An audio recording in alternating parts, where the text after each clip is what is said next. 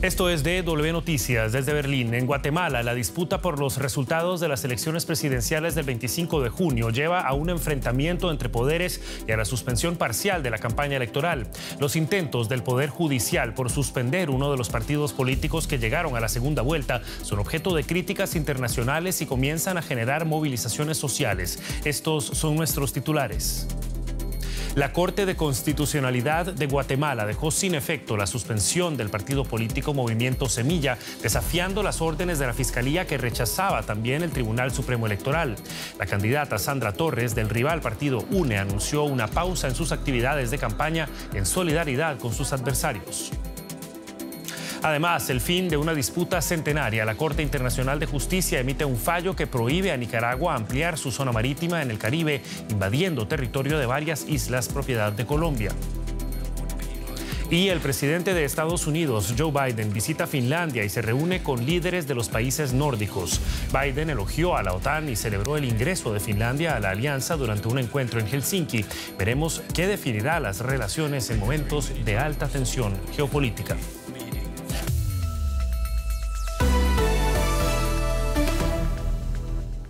Los saluda Javier Arguedas, gracias por estar con nosotros. La Corte de Constitucionalidad de Guatemala dejó este jueves sin efecto el dictamen legal que ordenaba la suspensión del partido político Movimiento Semilla y su desaforo de la contienda electoral. El Tribunal Supremo Electoral, por su parte, criticó lo que llamó la judicialización del proceso electoral y rechazó la orden penal divulgada el miércoles por el Ministerio Público de inhabilitar a Semilla por un caso de supuesta corrupción. La Corte de Constitucionalidad y el Supremo ratificaron que la segunda vuelta se llevará a cabo el 20 de agosto con los dos aspirantes que ganaron los comicios el pasado 25 de junio. Los candidatos Sandra Torres y Bernardo Arévalo. Este último reveló que denunciará penalmente al fiscal que pidió inhabilitar a su partido, el Movimiento Semilla. En un acto sin precedentes, la Fiscalía allanó este jueves también por la mañana la sección del Registro de Ciudadanos del Tribunal Supremo Electoral. La disputa legal entre el Ministerio Público y el Tribunal Supremo Electoral ha generado un ambiente de incertidumbre en el país centroamericano desde el miércoles, cuando ambos se pronunciaron sobre las elecciones con minutos de diferencia. Estamos haciendo uso de todos los recursos y las herramientas legales que hoy quedan de lo que queda de nuestra democracia en Guatemala, porque está mucho en juego. La decisión comunicada por el fiscal Corruchiche está fuera de sus funciones. El Ministerio Público ni el juzgado tienen la capacidad para suspender la personalidad jurídica de ningún partido, menos en medio de un proceso electoral. El periodista Luis Ángel Saz se encuentra con nosotros desde la capital, Ciudad de Guatemala, para brindarnos más detalles de esta noticia en desarrollo. Luis Ángel, muchas gracias por estar con nosotros. Primero era la Fiscalía contra el Tribunal Electoral, ahora interfiere la Corte de Constitucionalidad. ¿Todo esto pone fin a los desafíos legales a esa segunda ronda o podría más bien intensificar las disputas? Hola, ya el panorama se está clarificando un poco acá en la ciudad de Guatemala sobre lo que va a pasar con los partidos políticos en la segunda vuelta. El Movimiento Semilla logró el apoyo de la Corte de Constitucionalidad, que es la mayor corte de Guatemala, para continuar en el proceso y así ser uno de los dos partidos que va a segunda vuelta por la presidencia de la República el próximo 20 de agosto. Sin embargo, aún quedan algunos recursos pendientes de los que la Fiscalía guatemalteca puede hacer uso para tratar de impedir que llegue a la segunda vuelta, como se dio el día de ayer, y todo lo que ha ocasionado pues este lío jurídico que ha puesto casi en jaque a la democracia en Guatemala. Hay muchísima preocupación por las fuerzas que están detrás de todos estos movimientos y por la independencia de las autoridades. ¿Qué tanta confianza hay en que vaya a haber una salida por la vía legal para estos enfrentamientos? Digamos que sí, el Ministerio Público de Guatemala ha sido instrumentalizado por un grupo de extrema derecha que ha perseguido a fiscales, a periodistas, a jueces. Muchos de ellos, cerca de 60, entre periodistas, fiscales y jueces, han salido del país y no hay mucha confianza en la Fiscalía, pero sí se ha visto como un dejo de esperanza que las cámaras empresariales, así como algunos países han mostrado el apoyo a la justicia guatemalteca. Entonces, esto ha traído un luz de esperanza a los ciudadanos guatemaltecos que hoy están concentrados justamente en las afueras del Ministerio Público protestando, también en las afueras del Tribunal Supremo Electoral, que ha dado un respaldo también al movimiento Semilla para llegar a segunda vuelta. Hay una confianza, una leve confianza, o una confianza que está despertando, mejor dicho, en las instituciones, algo que se había perdido hasta hace un par de semanas. Guatemala enfrenta un grave desafío a su institucionalidad y democracia. Los detalles nos los brindaba Luis Ángel Saz desde Ciudad de Guatemala. Muchas gracias, Luis Ángel. Hasta la próxima.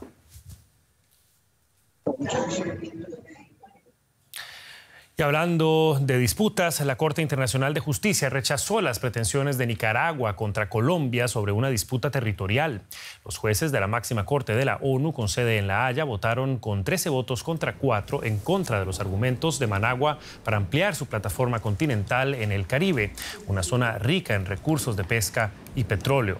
Una sentencia de 2012 había otorgado al país centroamericano una gran extensión de estas zonas marítimas, aunque sin ir más allá de las 200 millas náuticas que le harían solapar la zona económica exclusiva de 7 islas colombianas.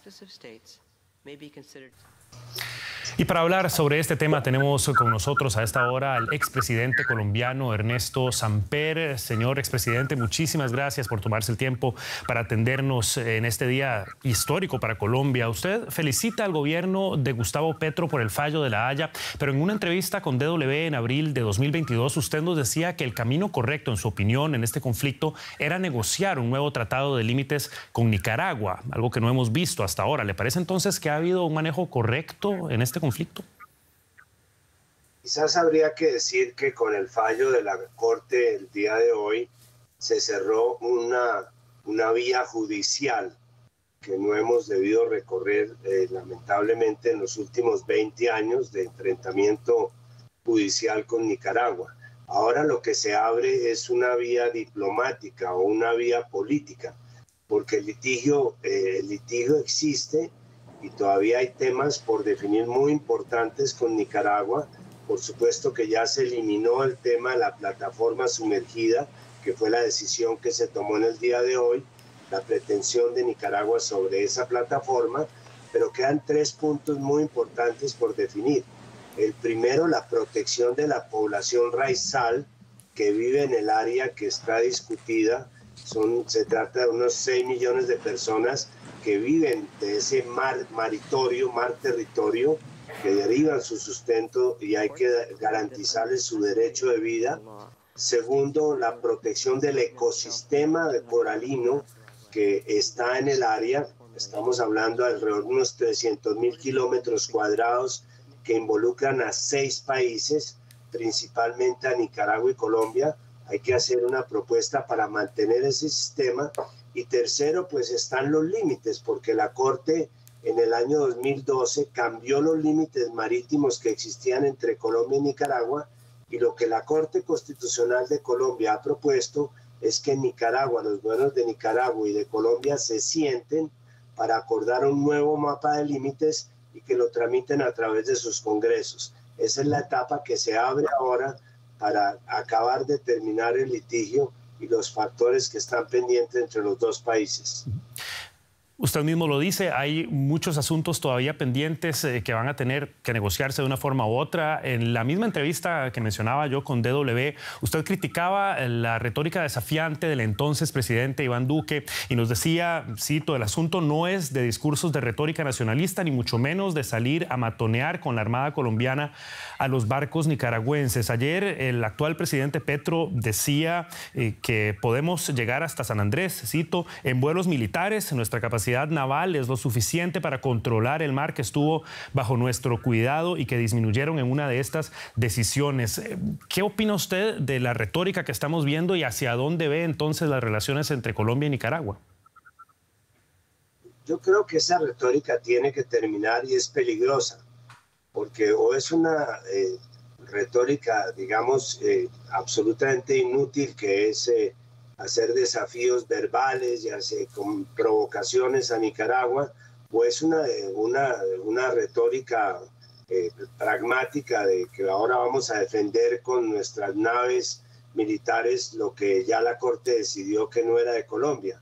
Me parece que la salida democrática, la que corresponde con lo que ha sido durante muchísimos años la política exterior de Colombia, que es arreglar sus diferencias por vías pacíficas, solución pacífica de controversias, respetar el derecho internacional y los fallos, pues es lo que en este momento le corresponde al país y lo que de alguna manera ha aceptado el presidente Petro. De tal manera que espero que esto ya cierre el capítulo judicial que nunca se ha debido abrir, porque cuando yo estuve presidente, antes de que hubiera el conflicto, la recomendación que hacía un grupo de internacionalistas es que Colombia no debía llegar a La Haya, sino debía negociar con Nicaragua sus límites marítimos, ya que en 1928, cuando se hizo el Tratado de Esguerra-Bárcenas, que definió las relaciones en el mar de los dos países, no existían las zonas submarinas, no existía el concepto de zonas submarinas ni de áreas de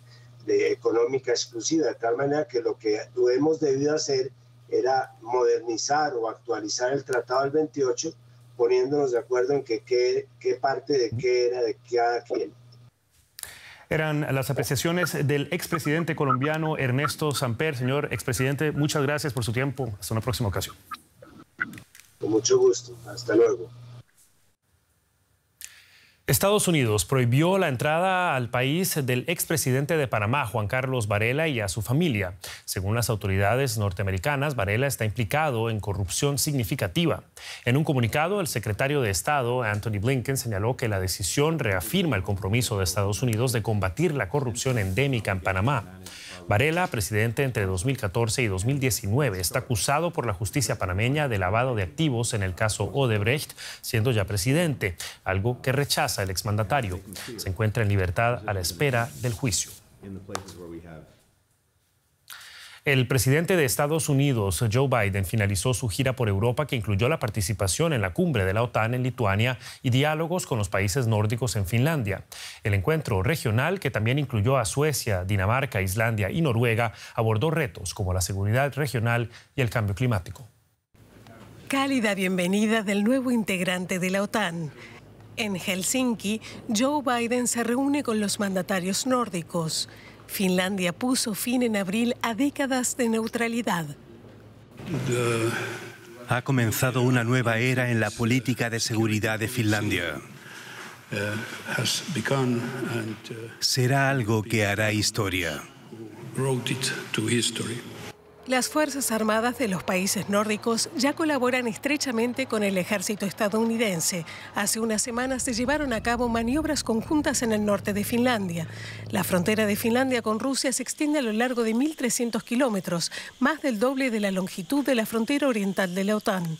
Una vez que se apruebe la incorporación de Suecia, los 4 estados nórdicos serán parte de la Alianza Atlántica. No queremos ni imaginar cómo sería Europa si Biden no fuera presidente de Estados Unidos, con la guerra en Ucrania. Él es un gran convencido de la cooperación transatlántica.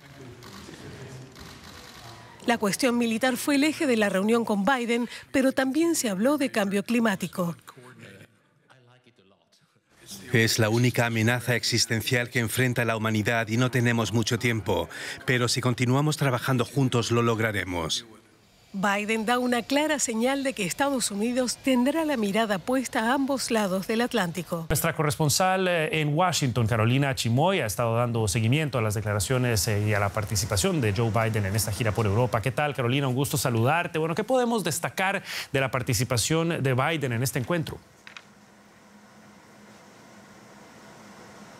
Bueno, Javier, esta participación ha sido bastante importante por lo que simboliza el presidente de Estados Unidos en Helsinki, en parte para celebrar el hecho de que Finlandia ahora es miembro de la OTAN desde abril, pero para también remarcar de nuevo el amparo que Estados Unidos y el gobierno del presidente Biden lleva prometiendo desde hace meses, si no ya años. Ellos quieren presentarse como el proveedor colectivo de seguridad para Finlandia y en general para Europa, Europa, y es algo que por ello era importante, pero al mismo tiempo sucede bajo la sombra de alguna manera del expresidente Donald Trump. ¿Por qué? Porque fue precisamente en Helsinki donde en el año 2018 Donald Trump se reunió con el presidente Putin, y también en ese mismo salón, el Salón de los Espejos en presidencia en Helsinki, donde también dieron una conferencia de prensa conjunta, y en aquel entonces Trump se negó a mencionar la intervención de Putin en las elecciones presidenciales de Estados Unidos del año 2016, y esta vez Biden se presenta ahí como enemigo de Rusia, diciendo que la guerra llegará a un fin, y además remarcando que el presidente Putin sí tuvo en aquel entonces una intervención en las elecciones en el 2016, y repito, asegurando una vez más que Estados Unidos proveerá la seguridad para Finlandia y para toda la comunidad de la OTAN. Bien, pasamos ahora a la economía. Como ven, ya está con nosotros aquí Andrés Blumenkrantz y la industria del entretenimiento en aprietos, Andrés. Sí, en aprietos, en un proceso intenso de transformación, como tantas otras. Esta vez lo hemos comprobado a través de la boca del director ejecutivo de Disney, Bob Iger, cuyo contrato ha sido prolongado hasta el año 2026. Iger ha anunciado que la compañía va a estudiar en detalle su presencia en canales de cable y televisión, apuntando a una posible venta. Iger dijo que el negocio de la televisión lineal está más cerca de la obsolescencia y que es necesario tener un enfoque abierto para hacer frente al declive del cable. Por la misma razón, dijo, Disney va a buscar nuevas alianzas. La segunda compañía mundial de medios y entretenimiento pasa por momentos difíciles debido a pérdidas económicas y litigios, como los que mantiene con el gobernador de Florida, Ron DeSantis.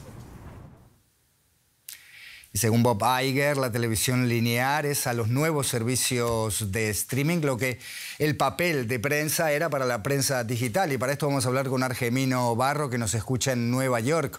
Argemino, el consejero delegado de Disney, Iger, dice que el modelo de la televisión tradicional está roto y que va a seguir teniendo dificultades, lo cual abre la puerta a la venta de canales tan importantes como, por ejemplo, National Geographic. ¿Cómo se han recibido las palabras del empresario? Pues se han recibido con muchísima atención. Disney es una empresa que posee casi una veintena de canales tradicionales. Entre ellos has mencionado National Geographic. Hablamos también del informativo ABC News, de FX o de Disney Channel, además de ser la segunda empresa más grande del entretenimiento del mundo. Una empresa capaz de marcar la dirección del mercado con sus decisiones. Las palabras de Iger han sido inequívocas. Ha dicho que el modelo de la televisión tradicional está roto, palabras textuales, está en dificultades y continuará estando en dificultades. Y por tanto, Disney va a revisar este modelo. La compañía está en un proceso de transformación, de pérdida de peso. Eso sí, el canal más rentable es el deportivo ESPN. Está previsto que si se produce una potencial quema de canales tradicionales, ESPN sea de los pocos que se salven y que permanezca en la cartera de Disney. Argemino, Disney no es la única empresa que está teniendo problemas en su división de televisión por cable, una industria que pierde cada vez más terreno frente a los servicios de streaming como Netflix o HBO. ¿En qué dirección apuntan las últimas cifras de este sector?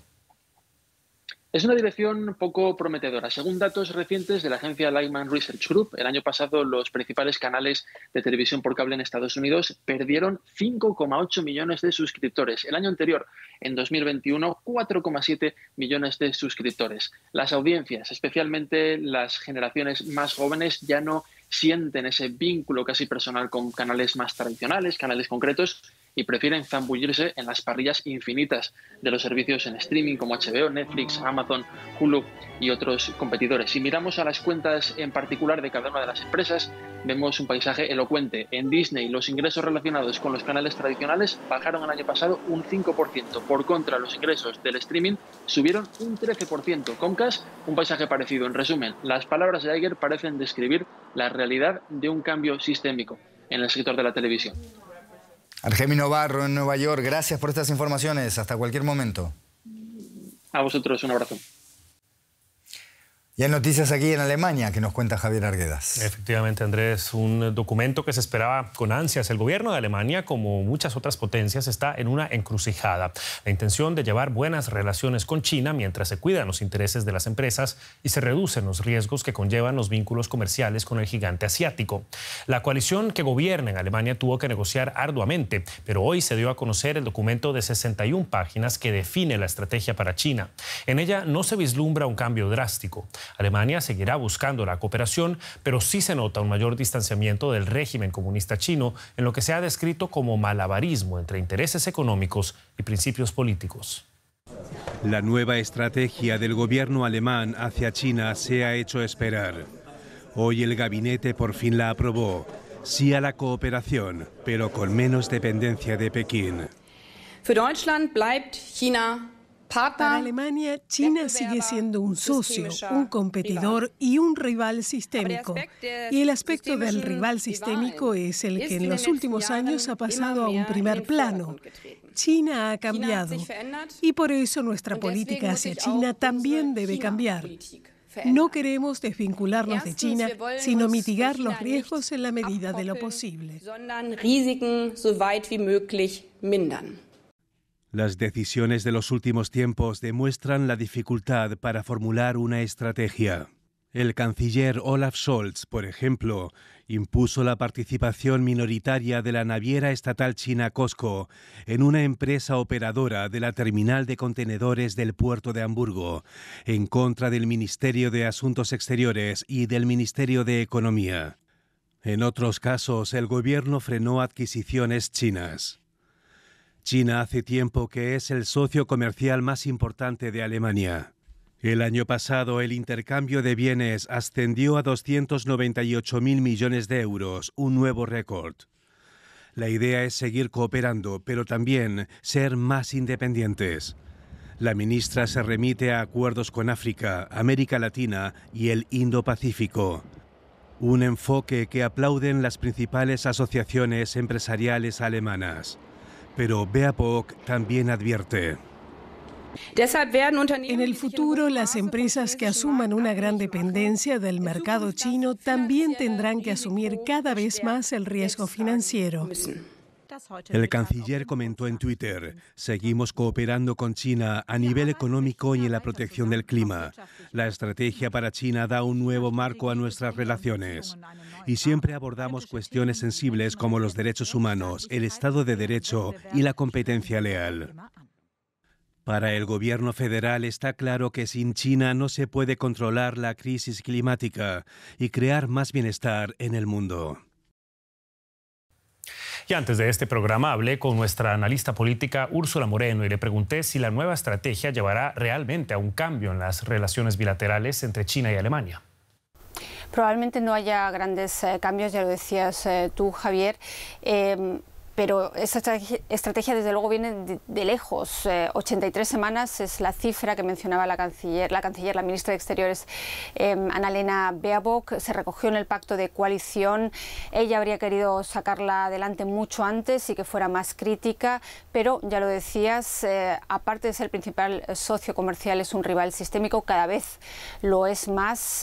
Y en ese sentido, las palabras que utiliza el canciller Olaf Scholz ha sido mucho más cauteloso para no despertar demasiadas suspicacias, mientras que Annalena Baerbock ha sido mucho más crítica durante estos últimos meses y también lo hubiera sido en este documento, Javier. Y también hablé con Úrsula sobre las medidas que se ha propuesto el gobierno alemán y cómo se propone reducir los riesgos sin que peligren las relaciones económicas cruciales para tantas de las empresas alemanas. Pues llama, entre otras cosas, a diversificar, y aquí hay muchos ejemplos, como el ejemplo de los microchips, pero también las tierras raras. El 98% de las tierras raras que las empresas alemanas necesitan para construir motores eléctricos vienen todas de China, y la ministra de Exteriores decía hoy que eso no puede pasar de hoy a mañana, pero que tiene que cambiar en cualquier caso. También sacar adelante acuerdos comerciales. Mencionó el acuerdo Unión Europea-Mercosur, que sigue en ese limbo y no parece salir adelante. Dijo que mientras que las empresas alemanas en China están presentes de manera inflacionaria, en su reciente viaje a Latinoamérica, Baerbock pudo comprobar que en Brasil realmente hay que buscarlas con lupa. Un ejemplo de tantos que se han dado hoy, pero medidas realmente concretas no se han mencionado tampoco muchas. Por supuesto, hay que hablar también del otro lado. China critica a Alemania por lo que califica de prejuicios ideológicos. ¿Qué reacciones ha despertado el documento hoy también de este lado? Pues no son positivas. A China no le gusta oír hablar de reducción de riesgos. Dice que eso contribuye a aumentar esos riesgos de manera artificial, y en la página de la embajada alemana aquí, de la embajada china aquí en Berlín, podía leerse hoy que China no es el causante de los problemas de Alemania, sino que es un socio, no es un rival, no es el antagonista, y que Alemania no ve de manera objetiva y racional realmente lo que está pasando en China, pero vale la pena recordar, Javier, que en cualquier caso, aunque las relaciones ahora y la visión que se tiene de China es mucho más crítica que durante la era Merkel, en realidad este documento no tiene carácter vinculante, es meramente orientativo, es una hoja de ruta para la economía, para la política, pero de ninguna manera es vinculante, Javier. Úrsula Moreno con los detalles de un documento sin precedentes, pero que probablemente no lleve a tantos cambios. Muchísimas gracias, hasta la próxima. Y es tiempo de hacer un repaso de otras noticias que estamos siguiendo para ustedes a esta hora. El gobierno sirio anunció que permitirá a la ONU seguir usando el paso fronterizo de Bab al-Hawa con Turquía para entregar ayuda humanitaria a la población de zonas bajo control opositor en el noroeste del país. Este paso es vital para llevar ayuda a más de 4 millones de personas. En Kenia, 6 personas murieron y varias resultaron heridas durante enfrentamientos entre la policía y manifestantes que exigían la derogación de las subidas de impuestos. Los manifestantes afirman que en varias ciudades del país la policía utilizó gas lacrimógeno y fuerza excesiva. La Administración de Fármacos y Alimentos de Estados Unidos aprobó la primera píldora anticonceptiva que se podrá adquirir sin receta médica. La píldora, llamada Opill, estará disponible a partir del próximo año. La aprobación permitirá el acceso a este método anticonceptivo a millones de personas. Entre tanto, el derecho al aborto se restringe cada vez más. Y siempre en Estados Unidos, los actores y actrices votaron unánimemente por declararse en huelga. Su sindicato dio por rotas las negociaciones con los estudios de Hollywood para redactar un nuevo convenio colectivo. Entre las peticiones de los intérpretes está el aumento de la remuneración base, mermada por la inflación y el streaming, así como la regulación de los derechos de imagen con respecto a la inteligencia artificial. El gremio de intérpretes se suma así al paro que los guionistas iniciaron el pasado mes de mayo. Es la primera huelga simultánea en Hollywood en 63 años. Y antes de irnos, finalizamos con espectaculares imágenes de la naturaleza. Y hablamos en especial de la erupción del volcán Fagradalsfjall, cerca de la capital de Islandia, Reykjavik. Es la tercera erupción en los últimos 3 años. Las autoridades crearon una zona de seguridad para así evitar daños.